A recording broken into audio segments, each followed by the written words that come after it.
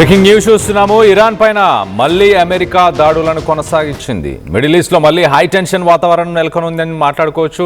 ఇటు హార్మోజ్ జలసంధిలో సరుకు రవాణా చేసే నౌకలపైన ఇరాన్ డ్రోన్స్తోని వన్-వే డ్రోన్స్తోని దాడులను చేసింది. దాంట్లో 3 డ్రోన్స్ని అమెరికా ఎదుర్కోగలిగింది, కానీ ఒక్క డ్రోన్ని మాత్రం ఆపలేకపోయింది. ఆ ఒక్క డ్రోన్ సింగపూర్కి సంబంధించిన ఒక కార్గో షిప్, అందులో కాస్ట్లీయెస్ట్ షిప్ అని చెప్పొచ్చు.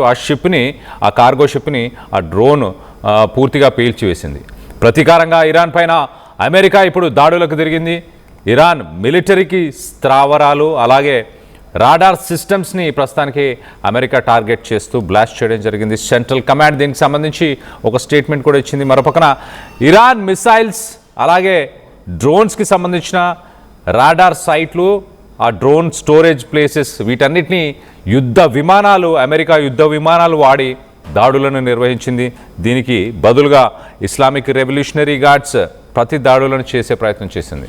ప్రస్తుతం సిచ్యువేషన్పై ఇరాన్ పైన అమెరికా రగిలిపోతుంది. పశ్చిమాసియా పరిస్థితులపై స్విట్జర్లాండ్లో జరుగుతున్న మరొక పక్కన శాంతికి సంబంధించిన చర్చల ప్రస్తావన జరుగుతున్న సమయంలోనే ఈ ప్రస్తుత దాడులతో మరి చర్చలపై కొంత అన్సర్టనిటీ అనేది ప్రస్తుతానికి నెలకొని ఉంది. ఇరాన్కు గట్టిగా బుద్ధి చెప్తామంటూ ట్రంప్ మాట్లాడుకొచ్చాడు. ట్రంప్ కూడా తను కూడా ఒక స్టేట్మెంట్ ఇచ్చాడు. ఈ కాల్పుల విరమణ తర్వాత ఇలాంటి దాడులు ఇరాన్ చేయడం అనేది అసలు సమంజసం కాదు, దిస్ ఇస్ నాట్ యాక్సెప్టబుల్ అంటూ ట్రంప్ కూడా మాట్లాడుకొచ్చారు. అమెరికా స్థావరాలను మరి నీలవట్టం చేస్తామంటూ ఇస్లామిక్ రెవల్యూషనరీ గార్డ్స్ కూడా మాట్లాడుకొస్తున్నారు.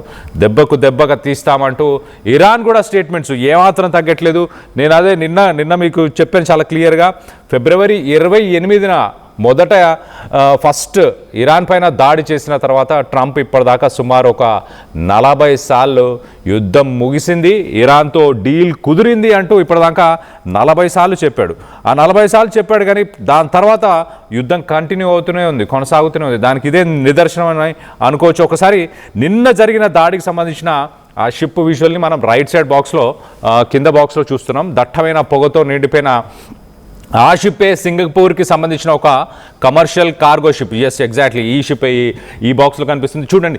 దీన్ని ఒక వన్-వే డ్రోన్తో నిన్న ఇరాన్ టార్గెట్ చేసింది. ఇరాన్ ఎందుకు టార్గెట్ చేసింది అంటే, స్ట్రెయిట్ ఆఫ్ హార్మోజ్ నుంచి ఏ షిప్ వెళ్ళాలన్నా అక్కడ మేము కొన్ని దారులను పెట్టాం, ఆ దారి నుంచే ఆ షిప్స్ వెళ్ళాలి. అలాగే మొదట ఇరాన్ని కన్సల్ట్ చేయాలి, మేము స్ట్రెయిట్ ఆఫ్ హార్మోజ్ నుంచి వెళ్ళాలనుకుంటున్నాం అంటూ ఇరాన్ పర్మిషన్ తీసుకుంటేనే, ఆథరైజేషన్ ఇచ్చిన తర్వాతనే షిప్స్ అక్కడి నుంచి మూవ్ అవ్వాలి అంటూ ఇరాన్ చాలా క్లియర్గా వార్నింగ్స్ ఇచ్చే ప్రయత్నం చేసింది. దాని తర్వాత డైరెక్ట్గా 4 షిప్స్ని అటాక్ చేసింది. ఆ 4 షిప్స్లో 3 షిప్స్ పైన డ్రోన్స్ ఏవైతే వచ్చాయో వాటిని అమెరికా ఆపగలిగింది, కానీ ఈ సింగపూర్కి సంబంధించిన ఈ షిప్ని మాత్రం ప్రస్తుతానికి నిన్న ఆపలేని పరిస్థితి.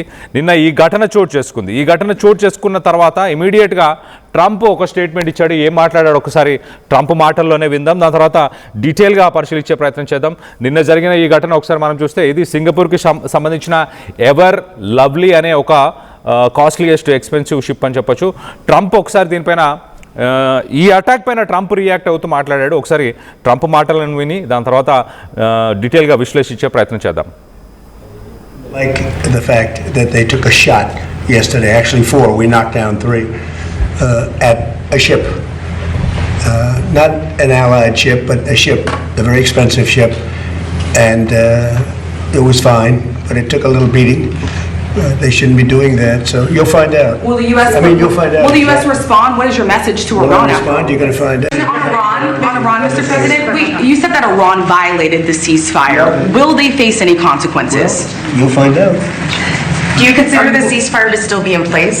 I don't like the fact that they took a shot yesterday, actually 4, we knocked down 3 at a ship, not an allied ship, but a ship, a very expensive ship, and it was fine, but it took a little beating. They shouldn't be doing that, so you'll find out. Will the U.S. you'll find out. Will the U.S. respond? What is your message to Iran? Respond, you're going to find out. Trump మాట్లాడుతూ ఇక్కడ చాలా క్లియర్గా ఆయన start చేయడమే, I don't like the fact that they took A shot yesterday. నాకు అసలు నచ్చలేదు నిన్న వాళ్ళు ఈ షిప్స్ పైన అటాక్ చేయడం అనేది. అసలు వాళ్ళు అలా చేయకుండా ఉండాల్సింది అంటూ మొదట ఆయన చెప్పే ప్రయత్నం చేస్తాడు. దాని తర్వాత రిపోర్టర్స్ ట్రంప్ని క్వశ్చన్ చేశారు. ఒక పక్కన పీస్ డీల్ నడుస్తుంది కదా, మరి పీస్ డీల్కి ఏదైనా అంతరాయం కలిగే అవకాశం ఉందా, మీరు దీనిపైన ఏమైనా రియాక్ట్ అవుతారా, ఏం చేయబోతున్నారు నెక్స్ట్ అంటే యూ విల్ ఫైండ్ అవుట్, మీకు తెలుస్తుంది కాసేపట్లో అంటూ ట్రంప్ మాట్లాడాడు. ట్రంప్ మాట్లాడిన కాసేపటికే అమెరికాకు సంబంధించిన ఫైటర్ జెట్స్, ఇరాన్లోని ఇస్లామిక్ రెవల్యూషనరీ గార్డ్స్కి సంబంధించిన రాడార్ సిస్టమ్స్, అక్కడ డ్రోన్స్ని స్టోరేజ్ చేసే ఆ స్థావరాలు, వీటన్నిటిపైన కూడా అమెరికా దాడులని నిర్వహించింది. సో మొత్తం మీద యుద్ధం ఆగిపోయింది, నిలిచిపోయింది అంటూ ప్రపంచమంతా కొంత ఊరట పొందుతున్న సమయంలో ఒక్కసారిగా చమురు ధరలు కూడా కొంత తగ్గడం, అలాగే ఆర్థిక మాంద్యం ఉండే అవకాశం కూడా కొంత తగ్గే అవకాశం ఉంది అని అనుకున్న సమయంలో మరొకసారి యుద్ధం మళ్ళీ మొదటికే వచ్చింది అనుకోవచ్చు. ఒక రకంగా ఇరాన్ ఏమాత్రం తగ్గట్లేదు. ఇరాన్ స్ట్రైట్ ఆఫ్ హార్మోజ్ నుంచి షిప్స్ వెళ్ళడానికి నేను పర్మిషన్ ఇచ్చానంది, కానీ అది చెప్పిన రూట్లోనే షిప్పులు వెళ్ళాలి, అలాగే ఇరాన్ పర్మిషన్ తీసుకున్న తర్వాతనే ఆ షిప్స్ వెళ్ళాలి అన్నదాన్ని చాలా క్లియర్గా ఇరాన్ స్టాండ్ తీసుకుంటుంది. అలా కాకుండా కొంచెం రూట్ మార్చినా కూడా మనం రైట్ సైడ్ బాక్స్లో చూస్తున్నాం. సింగపూర్కి సంబంధించిన కాస్ట్లీయెస్ట్ షిప్ అని చెప్పొచ్చు ఎవర్ లవ్లీ అనేది. ఇదొక కార్గో షిప్, ఇదేమి యుద్ధ నౌక కాదు. ట్రంప్ కూడా అదే చెప్తున్నాడు, ఇది మాకు సంబంధించిన షిప్ అలాంటిది ఏం కాదు, ఒక కార్గోకి సంబంధించిన షిప్, కానీ చాలా ఎక్స్పెన్సివ్ షిప్ ఉండే, దీన్ని ఇరాన్ పేల్చివేయడం అనేది సరైన విషయం కాదు అంటూ అమెరికా రెస్పాండ్ అయ్యే ప్రయత్నం చేసింది. అమెరికా ఇమీడియట్గా అమెరికాకు సంబంధించిన యుఎస్ సెంట్రల్ కమాండ్ ఒక పవర్ఫుల్ రెస్పాన్స్ని ఎగ్జిక్యూట్ చేసే ప్రయత్నం చేశారు. వాళ్ళు ఇరాన్కి సంబంధించిన మిసైల్, అలాగే డ్రోన్ స్టోరేజ్ ఫెసిలిటీస్, అలాగే coastal radar systems, straight of Hormuz పరిసర ప్రాంతాల్లో ఉన్న రాడార్ సిస్టమ్స్ని వీటన్నిటిని కూడా మేము పేల్చివేశాము అంటూ కూడా అమెరికా సెంట్కామ్ ఒక స్టేట్మెంట్ ఇచ్చే ప్రయత్నం చేసింది. మరోపక్కన జూన్ 17 ఇస్లామాబాద్లో ఒక మెమరాండం ఏదైతే ఒక అగ్రిమెంట్కి ఏదైతే వచ్చారో పీస్ డీల్కి సంబంధించి, ఆ పీస్ డీల్ అగ్రిమెంట్ ప్రకారం చాలా క్లియర్గా స్ట్రైట్ ఆఫ్ హార్మోజ్ నుంచి అన్ని కమర్షియల్ షిప్స్ వెళ్ళడానికి అనుమతి ఇవ్వాలి అంటూ ఒక పాయింట్ని అయితే మెన్షన్ చేసుకున్నారు. బట్ ఆ పాయింట్ని ప్రస్తుతానికి ఇరాన్ పట్టించుకోకపోవడం, ఆ పాయింట్ని వదిలివేయడంతో దీనిపైన జేడీ వ్యాన్స్ కూడా రియాక్ట్ అయ్యారు. అమెరికాకు సంబంధించిన వైస్ ప్రెసిడెంట్ జేడీ వ్యాన్స్ మొదటి నుంచి ఆయన కూడా నెగోషియేషన్స్లో చాలా యాక్టివ్గా పార్టిసిపేట్ చేస్తున్నారు. ఆయన ఏమన్నారు ఒకసారి చెప్పే ప్రయత్నం చేస్తా.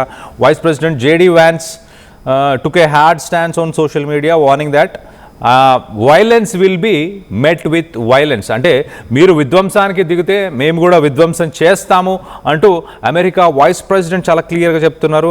ఆయన ఇంకొక పాయింట్ కూడా చెప్పే ప్రయత్నం చేస్తున్నారు, మేము శాంతి ఒప్పందాన్ని మేము గౌరవిస్తున్నాం, ఇరాన్ కూడా గౌరవిస్తే బాగుండేది, ఇరాన్ గౌరవించకపోతే ఖచ్చితంగా మేము కూడా వైలెన్స్తోనే మేము కూడా డీల్ చేస్తాము అంటూ కూడా America vice president JD Vance చెప్పుకొచ్చారు. మరోపక్కన they should pick up the phone rather than launching drones, మీరు ఏవైనా ఇబ్బందులుంటే మీరు చర్చలోకి రావాలి, మీరు మాట్లాడాలి, అంతేకాని ఇమీడియట్గా మీరు డ్రోన్స్ని లాంచ్ చేయడం అనేది సరైన విషయం కాదంటూ America vice president JD Vance చెప్పుకొస్తున్నారు. సో ఎక్కడో కొంత కోఆర్డినేషన్, మ్యూచువల్ అండర్స్టాండింగ్ అయితే ఖచ్చితంగా మిస్ అవుతుంది. అమెరికా అలాగే ఇరాన్ మధ్య కొంత కమ్యూనికేషన్ గ్యాప్ ఉందని మీరు అనుకుంటున్నారా?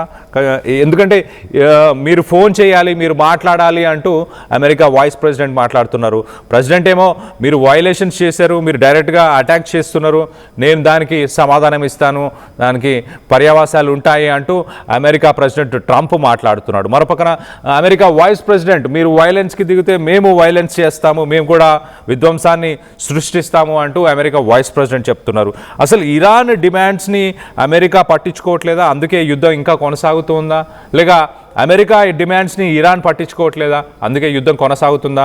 ఈ 60 రోజులు సీజ్ ఫైర్ ఏదైతే అమెరికా ఇరాన్ ప్రకటించాయో ఆ 60 రోజుల పాటు చర్చలు కొనసాగుతుంటాయి. 60 రోజులు ఓన్లీ శాంతికి సంబంధించిన చర్చలు మాత్రమే కొనసాగుతుంటాయి, యుద్ధం ఆగిపోలేదు.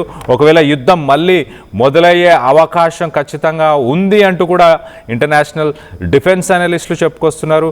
ఇప్పుడు ఉన్న పరిస్థితులను చూస్తే కూడా అది చాలా క్లియర్గా యుద్ధం ఏ క్షణమైనా మళ్ళీ స్టార్ట్ అయ్యే అవకాశం ఉన్నట్టు చాలా క్లియర్గా కనిపిస్తుంది. సో 60 రోజులు మరి శాంతి చర్చలు నడిచే అవకాశం ఉందా, మధ్యలోనే నిలిచిపోతాయా?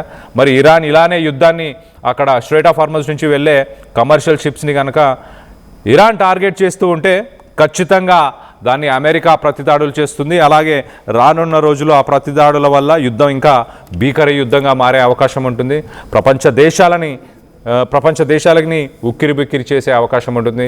చమురు ధరలు ఆకాశాన్ని అంటైతే ప్రపంచ దేశాలు దానివల్ల ఎంతో నష్టపోతాయి. ఆల్రెడీ ఈ సంవత్సరం సుమారుగా 100 రోజులకు పైగా చమురు ధరలు ఆకాశాన్ని అంటడంతో నిత్యావసరాల ధరలు ఇన్ఫ్లేషన్ రేట్ ప్రపంచ దేశాల్లో చాలా హైగా ఉండడం, అమెరికా లాంటి దేశంలో కూడా ఇన్ఫ్లేషన్ రేట్ ప్రస్తుతానికి 4% కంటే ఎక్కువ ఉండడం, అలాగే ఇండియాలో కూడా 3.9% సుమారు 3.9% ఇన్ఫ్లేషన్ రేట్. అంటే రానున్న రోజుల్లో మనం నిత్యావసరాల ధరలను కూడా మనం చూడబోతున్నాం పెరుగుదల. వీటన్నిటికీ సంబంధించి మీరేమనుకుంటున్నారు?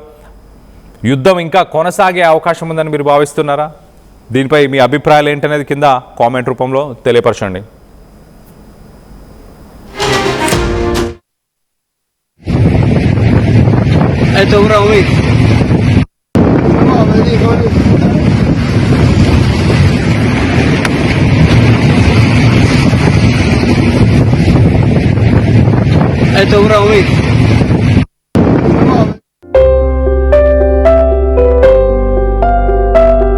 చిన్న చిన్న ఆనందాలు 35 ఏళ్లుగా నా జీవితంలో లేవు. 35 ఏళ్లుగా నేను డైపర్లలో బ్రతికాను. 6 సెంటీమీటర్ల ఫిస్టులా నా మూత్రాశయంలో లీకు కారణమైంది.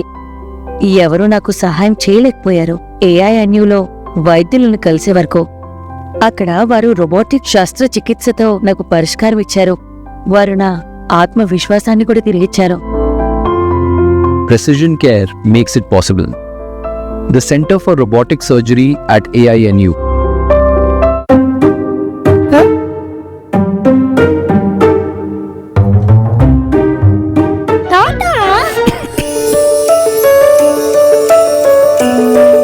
జలుబు, తలనొప్పి, నడుము నొప్పి, మోకాళ్ల నొప్పులు లాంటి లక్షణాల నుండి ఉపశమనానికి శాస్త్రిబా, ట్రస్టెడ్ బై మిలియన్స్ సిన్స్ 1992.